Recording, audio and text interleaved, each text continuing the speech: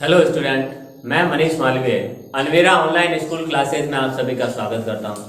हम पढ़ रहे थे क्लास 11 की एग्रीकल्चर के बारे में, जिसमें अपना लेसन चल रहा था चौथा, पोषक तत्व एवं उर्वरक। ठीक है, कल के वीडियो में अपन ने एक पोषक तत्वों का वर्गीकरण और उसके बाद एक पोषक तत्व जो बहुत ही महत्वपूर्ण, सबसे महत्वपूर्ण कह सकते हैं, उस पोषक तत्व के बारे में अपन ने पढ़ा। नाइट्रोजन, नाइट्रोजन के कार्य, कमी के लक्षण, अधिकता के लक्षण, कमी को दूर करने के उपाय, ये सब अपन ने पढ़े थे। ठीक है, तो अब अपन अगला जो तत्व है उसके बारे में पढ़ते हैं। अगला तत्व है फास्फोरस। अगला जो हमारा तत्व है वो है फास्फोरस। इस फास्फोरस के कार्य,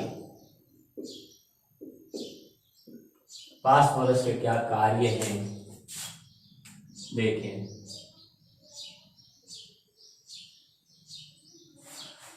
फास्फोरस के कार्य क्या है? फास्फोरस के कार्य है कि ये ऊर्जा भंडारण व स्थानांतरण करता है। फास्फोरस क्या करता है? ऊर्जा का भंडारण व स्थानांतरण करता है।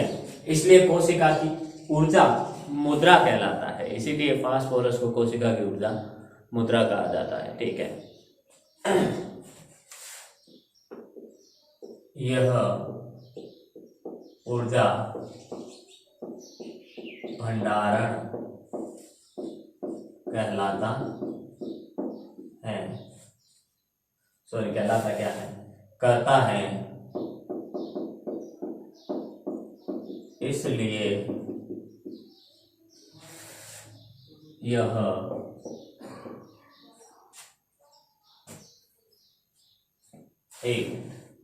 ये कोशिका का यह ऊर्जा का भंडारण तथा स्थानांतरण भी करता है, तथा स्थानांतरण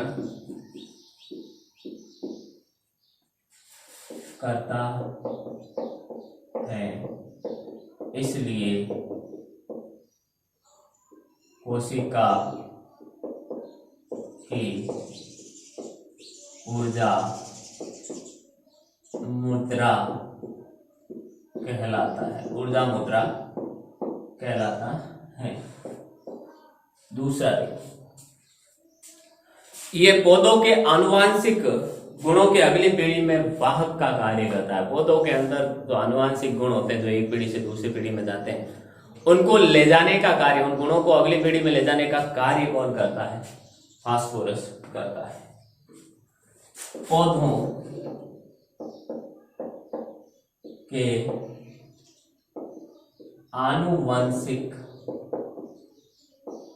गुणों के वाहक का कार्य करता, आनुवंशिक गुणों के वाहक का कार्य करता है। ठीक है, तीसरा है, इसके फास्फोरस क्या कार्य करता है? फास्फोरस से पौधे की जड़ों का विकास तेज व दृढ़ होता है। ठीक है, सुदृढ़ होता है, अर्थात पौधों का जड़ों का विकास भी तेज होता है और पौधे की जड़ें मजबूत भी होती है। ठीक, पौधों की जड़ों का विकास तेज तथा सुदृढ़ होता है। सुदृढ़ होता है। नेक्स्ट, चौथा है हमारा अगला जो फास्फोरस का कार्य है, वह अन्य पोषक तत्वों से मृदा से अवशोषण में सहायक होता है। फास्फोरस क्या करता है? मृदा से अन्य पोषक तत्वों के अवशोषण में भी सहायता करता है। मृदा से अन्य पोषक तत्वों के अवशोषण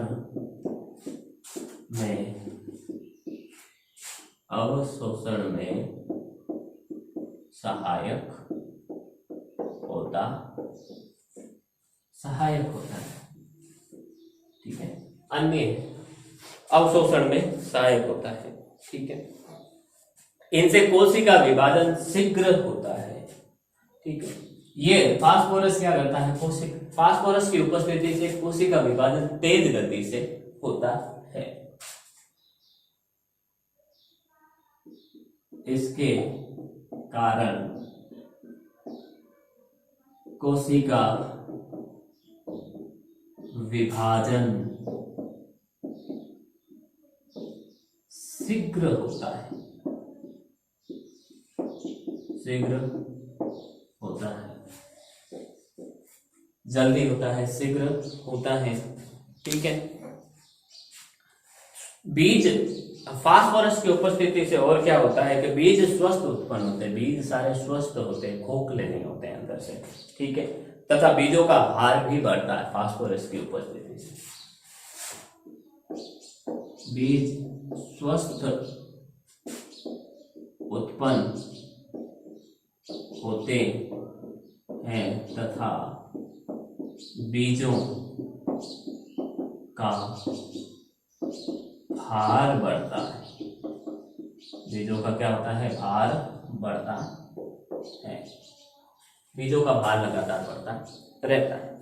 ठीक है, फसलों में परिपक्वता जल्दी आ जाती है। इससे क्या होता है, फसलों में परिपक्वता जल्दी आती है,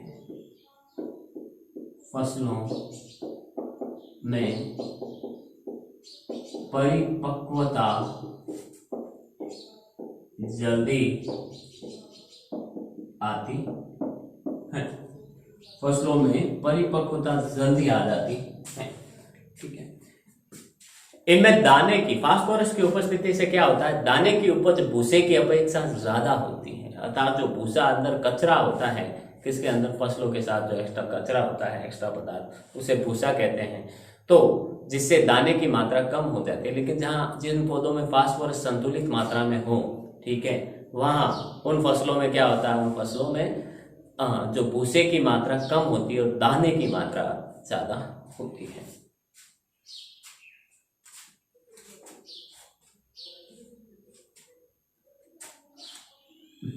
दाने की उपज, दाने की उपज भूसे की अपेक्षा, दाने की उपज भूसे की अपेक्षा अधिक बढ़ती है, अधिक बढ़ती है, अधिक बढ़ती है। इसमें रोगों व कीटों से के आक्रमण के प्रति प्रतिरोधकता भी बढ़ती है। किसके कारण, फास्फोरस। फास्फोरस एक कार्य करता है कि ये कीटों और रोगों के प्रति पौधे में प्रतिरोधकता बढ़ाता है। रोगों व कीटों के आक्रमण के प्रति प्रतिरोधकता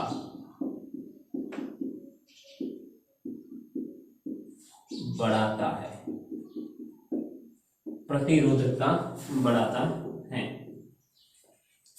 10वां कार्य है, जड़ों में पाए जाने वाले ग्रंथियों का विकास भी करता है। अर्थात जो दालें होती हैं, ठीक है, जो दलहनी फसलें होती है, उनमें ग्रंथियां पाई जाती हैं, उनकी जड़ों में गांठें या ग्रंथियां पाई जाती हैं। ठीक है, जिसमें एजेटोबैक्टर और राइजोबियम नामक जीवाणु पाए जाते हैं। एजेटोबैक्टर और राइजोबियम नामक जीवाणु पाए जाते हैं, जो नाइट्रोजन का क्या करते हैं, स्थिरीकरण करते हैं। ठीक है, तो उन दलहनी फसलों में जड़ों में जो ग्रंथियों का विकास फास्फोरस की उपस्थिति के कारण होता है। ठीक है, तो जड़ों में पाए जाने वाली ग्रंथियों का विकास होता है। इसके कारण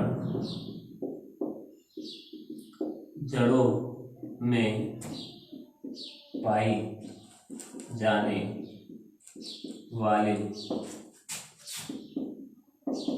ग्रंथियों का विकास होता है। विकास होता है।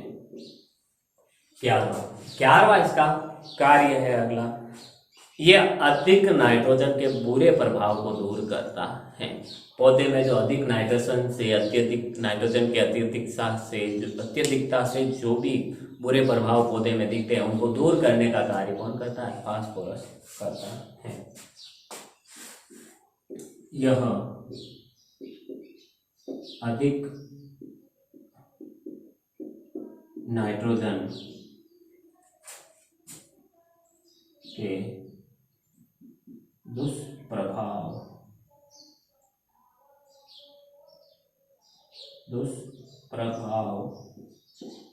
को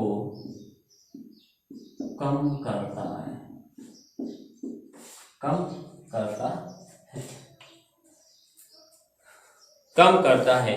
फिर फास्फोरस कमी के लक्षण। फास्फोरस पौधे में यदि फास्फोरस की कमी हो जाए तो कौन कौन से लक्षण दिखते हैं, कौन से भाग में क्या परिवर्तन आते हैं वो देखते हैं अपन।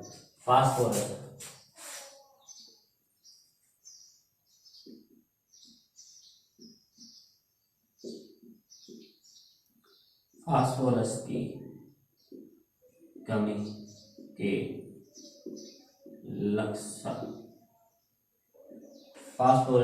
के लक्षण, ठीक है। पत्तियों का रंग क्या हो जाता है? हल्का बैंगनी या भूरा हो जाता है, ठीक है। पहला कार्य, पत्तियों का रंग हल्का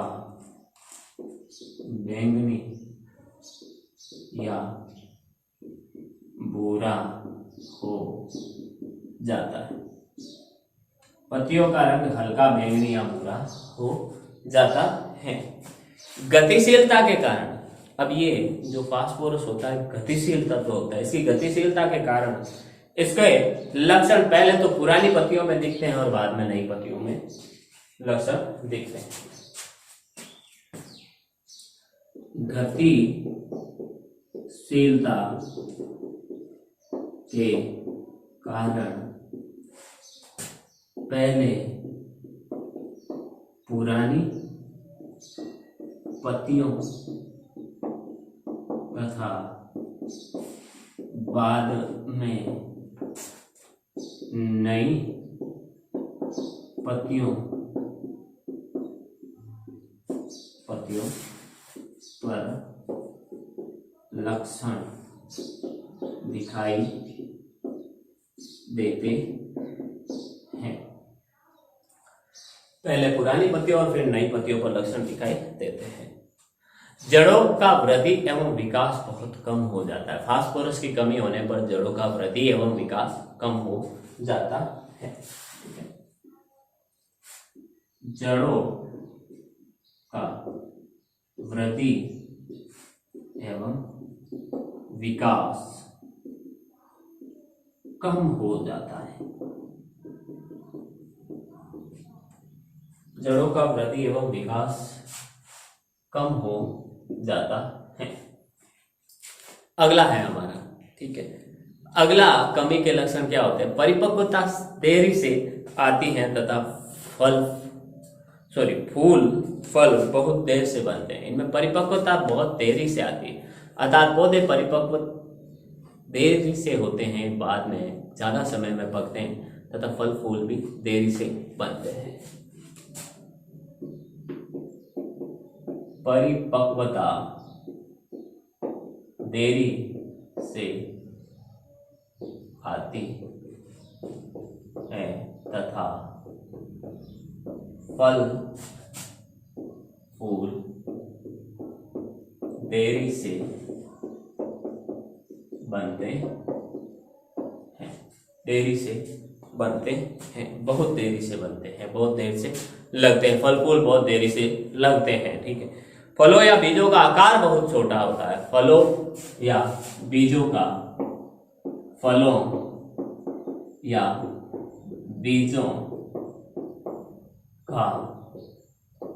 आकार बहुत छोटा होता है।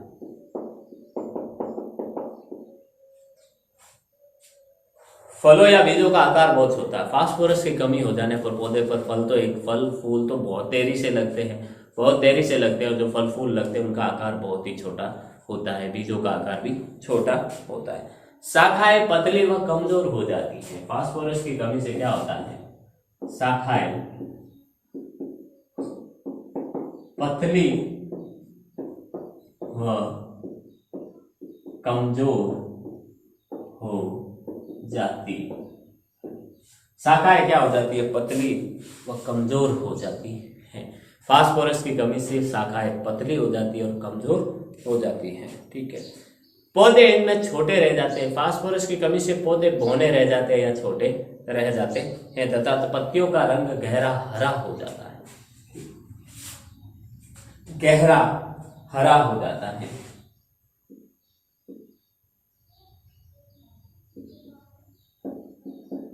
पौधे छोटे रह जाते हैं तथा पत्तियों का रंग गहरा हरा हो जाता है, गहरा हरा हो जाता है। ठीक है, ये तो हो गए हमारे फास्फोरस की कमी के लक्षण। फास्फोरस की कमी को दूर करने के उपाय क्या क्या है वो देखते हैं।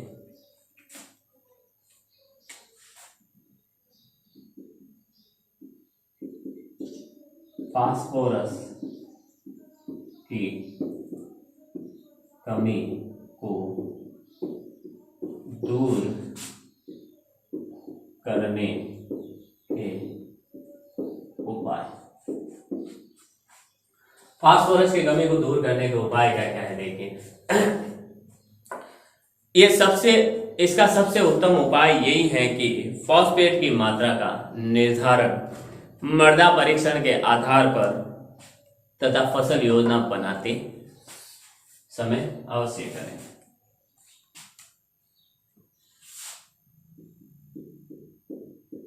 सबसे उत्तम उपाय यही है कि फास्फेट की मात्रा का निर्धारण मृदा परीक्षण के आधार पर फसल योजना बनाते समय अवश्य करें। निर्धारण मृदा परीक्षण के आधार पर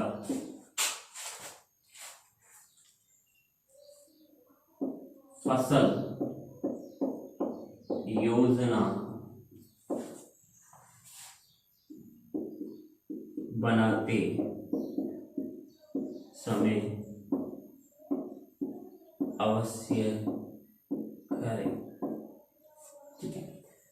अब सबसे उत्तम उपाय यही है कि फास्फेट की मात्रा का निर्धारण मृदा परीक्षण के आधार पर क्या करें, फसल योजना बनाते समय अपन करें। क्यों, कोई पदार्थ क्यों नहीं मिला सकते? क्योंकि जब तक अब यहाँ पर दूसरे जैसे नाइट्रोजन में बताया गया था कि ये फलाने पदार्थ मिला ले, ठीक है, तो फास्फोरस में ऐसे पदार्थ क्यों नहीं मिला सकते? फास्फोरस में ऐसे पदार्थ इसलिए नहीं मिला सकते क्योंकि जब कमी के लक्षण पौधे में दिखाई देते हैं, फास्फोरस में जब कमी के लक्षण पौधे के अंदर फास्फोरस की कमी के लक्षण दिखाई देते हैं, तब तक क्या हो जाता है, फसलें परिपक्व हो जाती है और उनकी कटाई का समय आ जाता है। फिर अगर अपन वो पदार्थ देंगे और थोड़े दिन वेट करेंगे तो फसलें जल जाएंगी। अर्थात जब तक लक्षण दिखाई देते हैं तब तक उर्वरकों के छिड़काव का समय चला जाता है। ठीक है, इसीलिए सबसे बेहतर उपाय है कि जब अपन खेत फसल बोने की तैयारी कर रहे हैं, योजना बना रहे हैं कि ये फसल बो रहे हैं, तो उस हिसाब से अपन को क्या करना चाहिए कि पहले मृदा का परीक्षण, मृदा की जांच कर ले, उसमें फास्फेट की मात्रा, अन्य उर्वरकों की मात्रा कितनी है वो सब देख ले, वो सब परीक्षण करके जांच कर ले और उस हिसाब से क्या करें, फास्फेट के मात्रा का निर्धारण करके उसमें फास्फेट के उर्वरक मिलाए जाए। ठीक है, अगला है, ये तो हमारे हो गया फास्फोरस के कार्य, फास्फोरस की कमी के लक्षण पौधे में क्या हो दुष्प्रभाव आते हैं वो भी देखे, और इस कमी को दूर करने के उपाय भी अपन ने देखे हैं। ठीक है, अगला है हमारा पोटास, पोटेशियम या पोटास, जिसे के से दर्शाते हैं, पोटास या पोटेशियम, जिसे के से दर्शाते हैं। इस पोटास के कार्य के से दर्शाते हैं। के से क्यों, नाम से तो पोटास शुरू तो पी से हो रहा है, लेकिन के से क्यों दर्शाते हैं, क्योंकि पी से पोटेशियम और पी से फास्फोरस। ठीक है, फास्फोरस को पहले ही पी का प्रतीक दे दिया गया था, कैपिटल लेटर में जो पहला लेटर था फास्फोरस का पी, तो वो पहले ही दे दिया गया था फास्फोरस को, तो पोटास के लिए पी यूज नहीं कर सकते थे, इसलिए उसके लैटिन भाषा का जो पोटेशियम का जो लैटिन भाषा के अंदर नाम है केलियम, केलियम के आधार पर उसका प्रतीक चिन्ह बनाया गया था के। ठीक है, इसी तरह जैसे सोडियम, सोडियम अब शुरू तो एस से होता है, ठीक है, लेकिन उसका प्रतीक चिन्ह एन है। क्यों है, क्योंकि सोडियम का जो एस से शुरू होता है, लेकिन एस तो प्रतीक चिन्ह पहले ही सल्फर को दे दिया गया था। ठीक है, तो सल्फर गंधक जो होता है उसका ये एस प्रतीक चिन्ह दे दिया गया, तो लैटिन भाषा के नाम, सोडियम का जो लैटिन भाषा का नाम होता है नेट्रियम, उसके आधार पर इसका प्रतीक क्या दिया गया, क्या रखा गया, एन रखा गया है।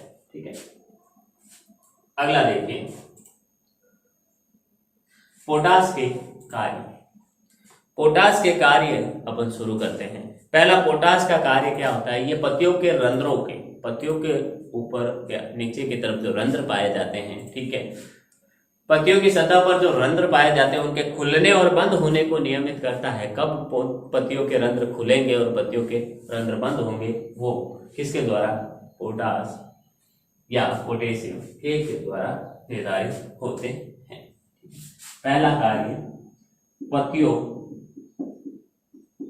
के रंध्रों के खुलने व बंद होने की क्रिया का नियमन करता है। कौन करता है, पोटेशियम करता है। ठीक है, अगला है हमारा ये अगला कार्य क्या है, ये पोषक तत्वों के उद्ग्रहण व संवहन का कार्य करता है। उद्ग्रहण अर्थात पोषक तत्व, अन्य पोषक तत्व होते हैं उनके पौधे द्वारा ग्रहण, जड़ों द्वारा, उनके पौधे की जड़ों द्वारा ग्रहण करने में सहायता करता है, तथा संवहन जड़ों से पौधे के अन्य भागों तक, पत्तियों, शाखाओं, तने, इन तक ले जाने का कार्य भी करता है। ठीक है, यह अन्य तत्वों के उद्ग्रहण तथा संवहन का कार्य करता है।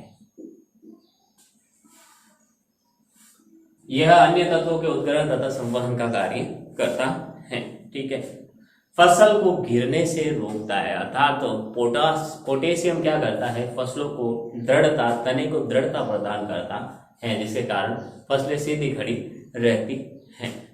ठीक, तो इसका कार्य होता है फसलों को गिरने से रोकना या दृढ़ता प्रदान करना, फसलों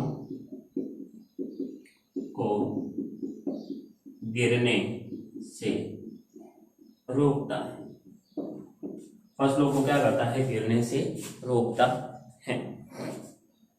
अगला है यह भूमि, अगला कार्य क्या है, यह भूमि व जलवायु की प्रतिकूल दशाओं में फसलों के अंदर प्रतिरोधकता बढ़ाता है।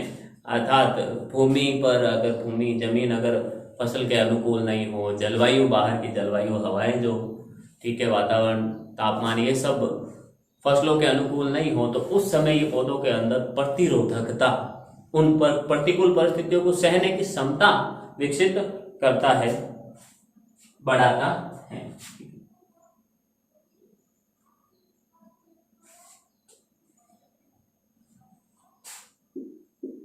भूमि व जलवायु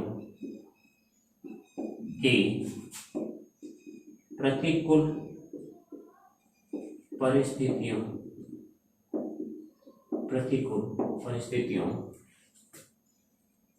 भूमि व जलवायु की प्रतिकूल परिस्थितियों में पौधे की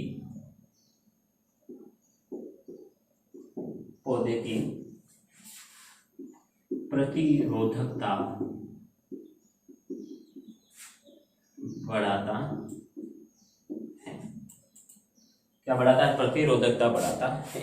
यह जड़ों को मजबूत भी बनाता है। पोटेशियम जड़ों को मजबूत बनाने का कार्य करता है। जड़ों को मजबूत बनाता है। ये पोटेशियम के कार्य है। इसके आगे के कार्य अपन आगे लिखते हैं। बार स्क्रीनशॉट लें।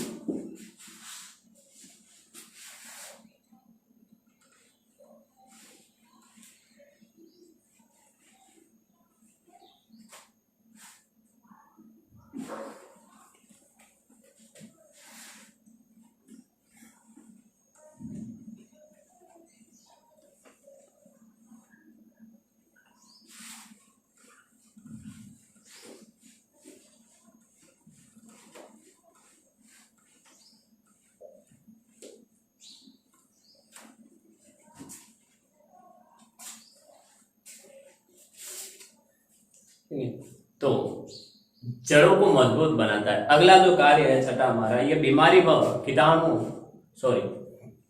कीट पतंगों के आक्रमण के प्रति प्रतिरोधकता बढ़ाता है। बीमारियों तथा कीट पतंगों के आक्रमण के प्रति प्रतिरोधकता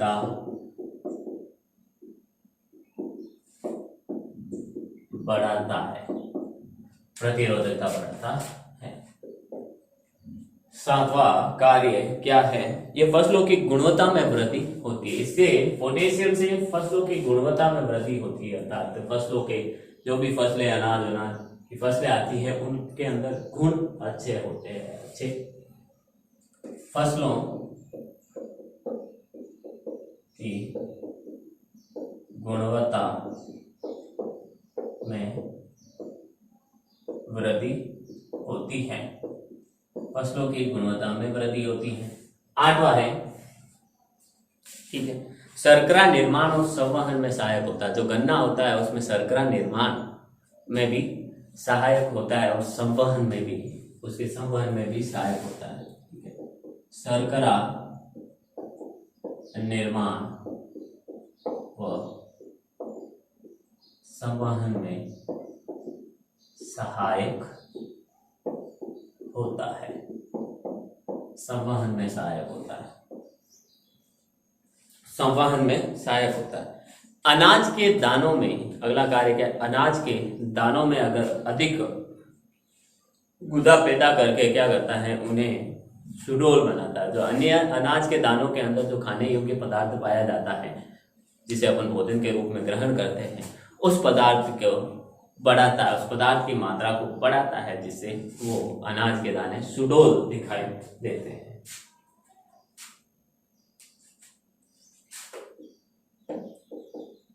अनाज के दानों में गुदा की मात्रा को बढ़ाता है, जिससे दाने सुडोल बनते हैं। 10वां कार्य, ठीक है, ये नाइट्रोजन की अधिकता के दुष्प्रभाव को भी कम करता है। अगर पौधे के अंदर नाइट्रोजन की मात्रा अधिक हो जाती है तो उसके जो भी दुष्प्रभाव पौधे में दिखाई देते हैं उसको ये पोटेशियम क्या करता है, कम करता है। यह नाइट्रोजन की अधिकता के दुष्प्रभाव को कम करता है, ठीक है। फिर ये तो हो गए पोटेशियम के कार्य। अगला हम देखते हैं पोटेशियम की कमी के लक्षण। पौधे के अंदर अगर पोटेशियम की कमी हो जाए तो पौधे के किन किन भागों में क्या प्रभाव पड़ेगा और कमी के लक्षण हमें पौधे के किन भाग में दिखाई देंगे। पोटेशियम की कमी के लक्षण। पहला लक्षण है कि पत्तियां धब्बेदार व भूरी हो जाती हैं, ठीक है। इनकी जो पत्तियां होती है पोटेशियम की कमी से वो धब्बे बन जाते हैं और भूरे हो जाती हैं।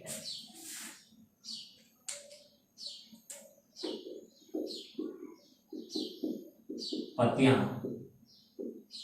धब्बेदार व भूरी हो जाती है।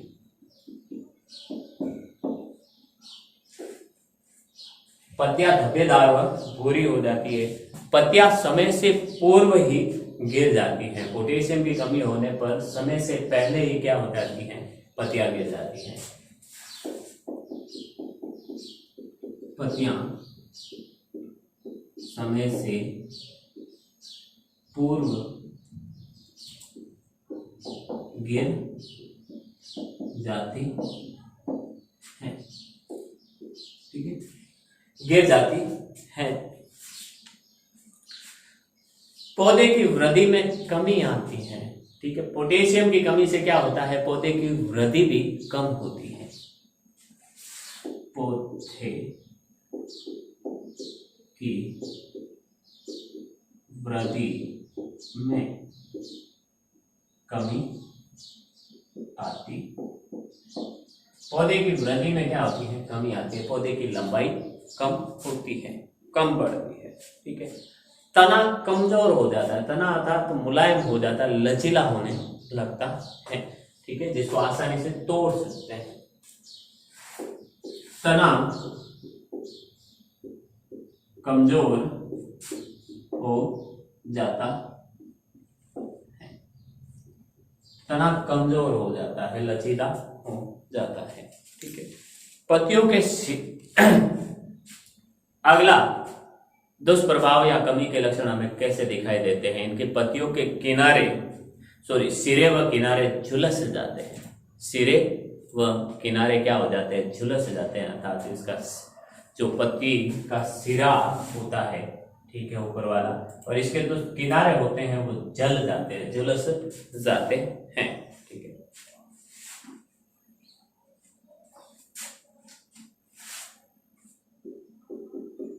पत्तियों के सिरे व किनारे झुलस जाते हैं। सिरे व किनारे क्या हो जाते हैं, झुलस जाते हैं या झुलसे हुए नजर आते हैं, ठीक है। जब फसल की वृद्धि का समय होता है तो पोटेशियम की कमी के कारण पत्तियां क्या हो जाती हैं, गिरने लगती है। जैसे ही वृद्धि का समय होता है, पौधे की वृद्धि हो रही हो, पौधे की लंबाई बढ़ रही हो, ठीक है, उस समय क्या होता है, उसकी जो भी ऊपर पत्तियां आई हुई होती है वो धीरे धीरे गिरने लगती है। फसल वृद्धि के समय पत्तियां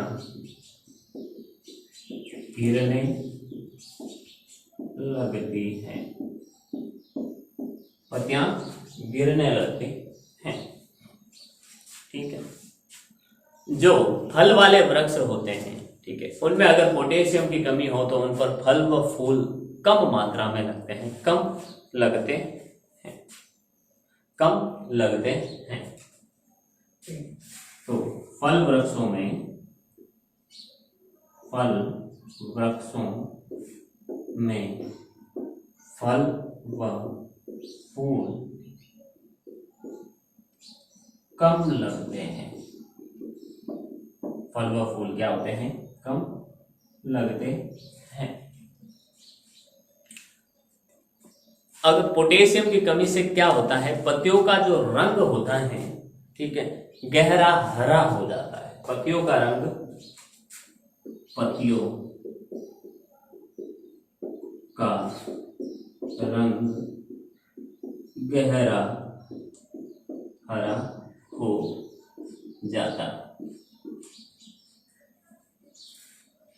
अगर अपन फसलों पे देखते हैं कि उनकी पत्तियों का रंग, या पौधे में देखते हैं कि उनका पत्तियों का रंग गहरा हरा हो गया है, तो अपन एक अनुमान लगा सकते हैं कि उसमें किस पदार्थ की कमी हुई है? पोटेशियम की कमी हुई है।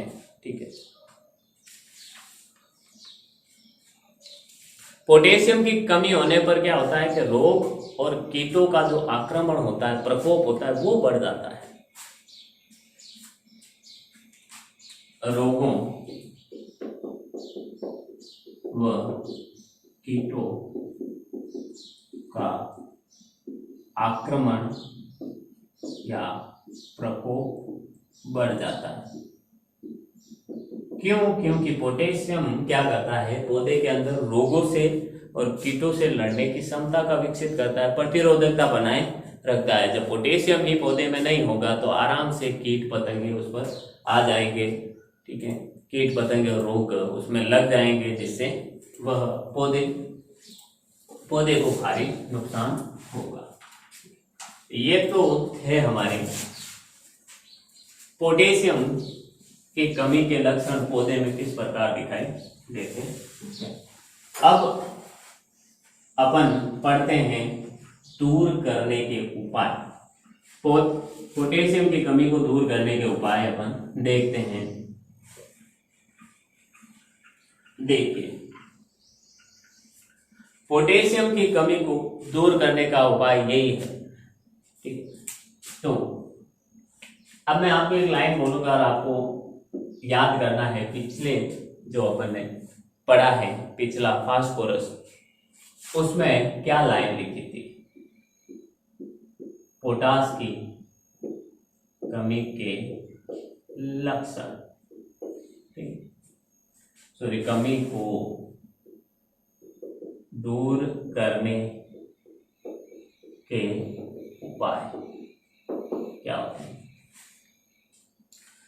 इसमें भी जो पोटास की कमी के लक्षण हमें दिखाई देते हैं वो बहुत देर बाद दिखाई देते हैं।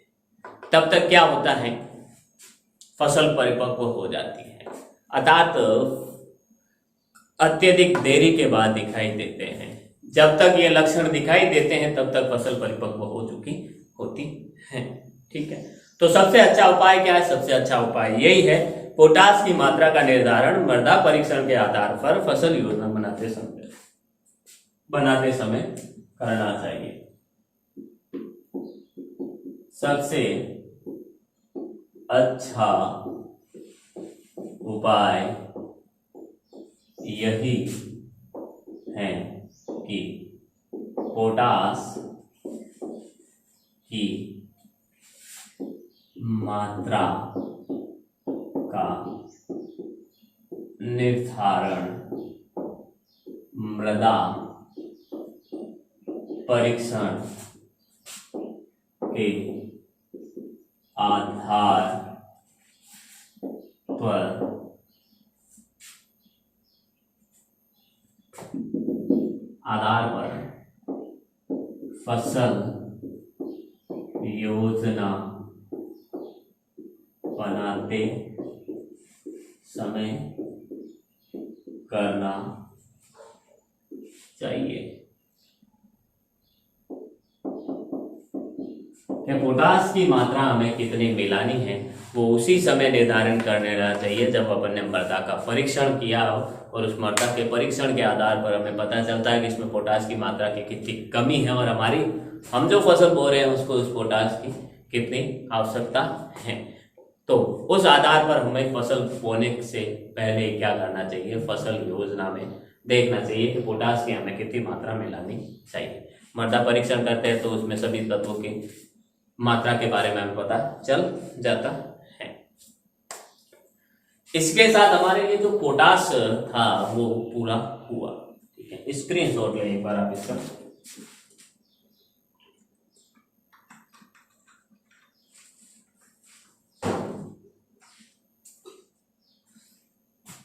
आज अपन ने फास्फोरस और पोटेशियम दो तत्वों के बारे में पढ़ा, दो तत्वों के कार्य।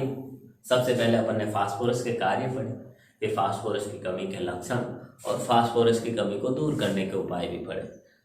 फिर अपन ने पोटेशियम शुरू किया या पोटास शुरू किया, पोटास के कार्य, पोटास की कमी के लक्षण, पोटेशियम की कमी के लक्षण, या फिर अपन उसके बाद अपन पोटास की कमी को दूर करने के उपाय भी अपन ने पढ़े हैं।